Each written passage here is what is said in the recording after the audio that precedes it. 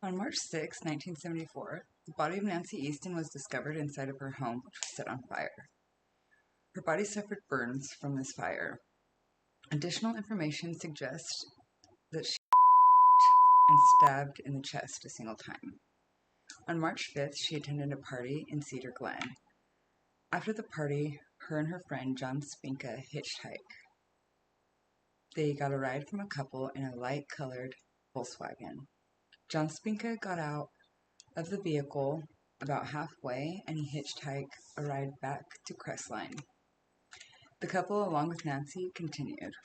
Around 3:00 a.m. on the 6th, firefighters found Nancy's body. The police never gave a cause of death. However, her mother stated that she died from a single stab wound to the chest. Arson investigators determined the fire was intentionally set to destroy evidence. Additionally, on March 7th, it snowed, further destroying the crime scene. I had a few questions about this story. First, the man she was hitchhiking with, John Spinka. Why would you leave her alone with two strangers? Second, her boyfriend, Harry, Buzz Teeter, who was a firefighter at the time and was working that night, decided to use her death to write a book just to blame everybody but himself. For what? Money? Then we have the neighbors, saying everything was so quiet that night, even though the neighbors had a dog named Diablo who barked and physically went for strangers, to the point that years later, Diablo ended up himself after going after a person that he didn't know. Yet he didn't bark that night, which means that he was familiar enough with the person who did this that he didn't bark at them. Now, first I was like, it's gotta be John Spinka. Why would you leave a woman alone with two strangers?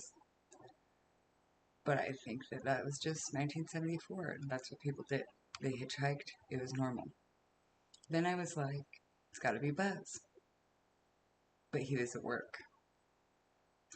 I think that Buzz made a bad decision to write a book about her murder just to make money, which is ridiculous. However, I've been going over this case and I have a theory. This man was convicted in 1975, and then in 1978 he was convicted of kidnapping and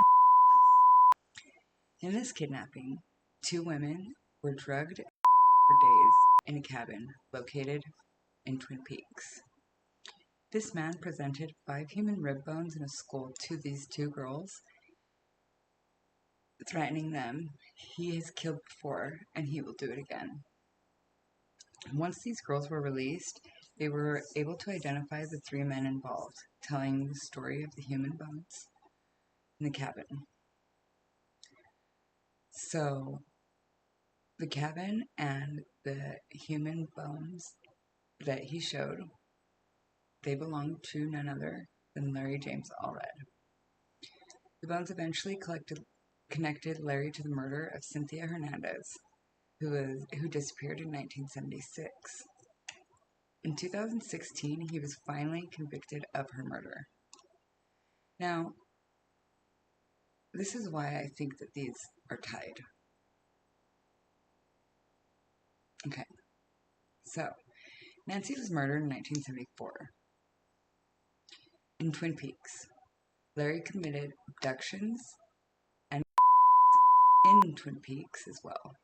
This is a small and isolated community, so this case was all of these cases were within a few years of each other, as well as the consistent victimology of young female victims. In both crimes involved extreme violence and high-risk signature. The use of fire to destroy evidence is an attempt at concealment, which is common for serial offenders. At the time, place, and victim characteristics make a potential link highly logical from a criminal profiling perspective. However, I'm not a professional, and this remains speculation until law enforcement or advanced forensic testing officially make a connection. This case is currently one of the oldest unsolved murders in San Bernadino and remains to be unsolved.